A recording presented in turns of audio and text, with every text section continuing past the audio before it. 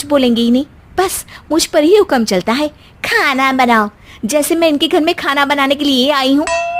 इसी तरह शाम बीतती है और रात को श्लोक और प्राची की सास खाना खाकर सोने चले जाते हैं। लेकिन प्राची गुस्से में कुछ खाए बिना काम में ही लगी रहती है। इस घर में किसी को घंटा फिक्र नहीं पड़ता, मैं खाऊं या भूखी रहूं। प्राची कुछ देर के लिए रसोई से बाहर जाती है और जैसे ही वापस आती है तो वहां दूध का भरा ग्लास देखकर हैरान रह जाती है। फिक्र पूरी है, बस दिखाना नहीं है।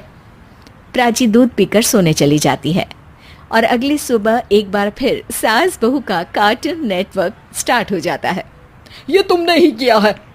अरे अजीब जबरदस्ती है, मैं बोल रही हूँ मैंने कुछ नहीं किया। दोनों ने मिलकर पूरे घर को पागल खाना बनाया हुआ है।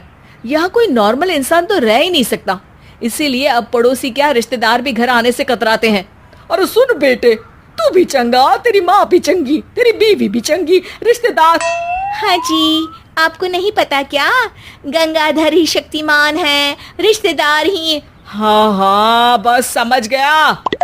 कभी जानवरों जैसे लड़ेंगी तो कभी जुगलबंदी करेंगी। भाई मैं आप दोनों के बीच में नहीं फंसना चाहता। सास बहू की इस मनमौजी जोड़ी से परेशान होकर श्लोक अपना सिर खुजलाता वहां से चला जाता है। चलो अब मैं भी कीर्तन में जा रही हूँ। इस पर जैसे ही सास कमरे में अपना पर्स लेने जाती है तो वहां नाश्ते की प्लेट रखी देख मुस्कुराने लगती है और नाश्ता करके घर से बाहर निकलते हुए कुछ पैसे टेबल पर रख जाती है। जिसके कुछ देर बाद सिलेंडर वाला घर आता है। ओ मुरी मैया, मैं सिलेंडर के बारे में तो बिल्कुल भूल ही गई थी। घर खर्च के सारे पैसे भी मम्मी के पास है और श्लोक से बोला तो उल्टा 4 बात सुनाएंगे। प्राची ये सोच ही रही होती है कि अचानक उसका चेहरा चमक उठता है और वो घर में आकर इधर उधर देखने लगती है। तभी उसकी नजर टेबल पर रखे पैसों पर पड़ती है जिन्हें वो सिलेंडर वाले को दे देती है। ये सब श्लोक देख लेता है। अच्छा बेटे, इतना बड़ा घोटाला, सबके सामने मैं तेरी दुश्मन और पीठ पीछे तेरी मेरी यारी।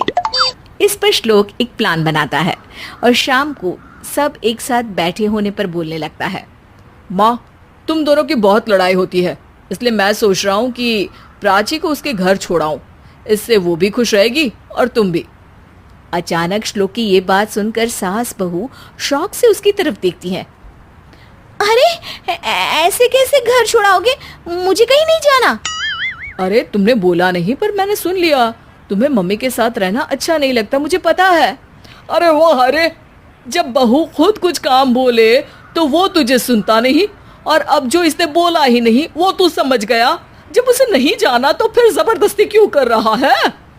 अच्छा, फिर आपको मौसी के घर छोड़ाता हूँ। बस अब आप दोनों एक घर में एक छत के नीचे नहीं रह सकती। मैं इस टॉम एंड जेरी की जोड़ी को और नहीं झेल सकता। है? ऐसे कैसे नहीं रह सकते? तुम्हें इतनी दिक्कत है तो तुम्हारा बोरिया बिस्तर पैक कर देती हूँ, लेकिन मम्मी जी कहीं नहीं जाएंगी। बिल्कुल यही सुनना था मुझे। अगर दोनों में इतना ही प्यार है फिर हर वक्त ये लड़ाई का नाटक क्यों करती हो? देखा मैंने कैसे माँ किचन में दूध रखती है और तुम उनके लिए कमरे में नाश्ता रखती हो, और कैसे वो पहले ही तुम्हारी दिक्कत समझकर घर में पैसे रखकर बाहर जाती है। अरे भाई, इतना ड्रामा तो डेली सोप में भी नहीं होता जितना तुम दोनों ने इस घर में फैलाया हुआ है। तू हमें टॉम एंड जेरी बोलता है ना, तो याद कर वो दोनों भी एक दूसरे को बाहर वालों की बुरी नजर से बचाने के लिए हमेशा सबके सामने लड़ते थे, लेकिन अकेले में दिक्कत के समय मदद भी तो करते थे। बस हमारा रिश्ता भी कुछ ऐसा ही है।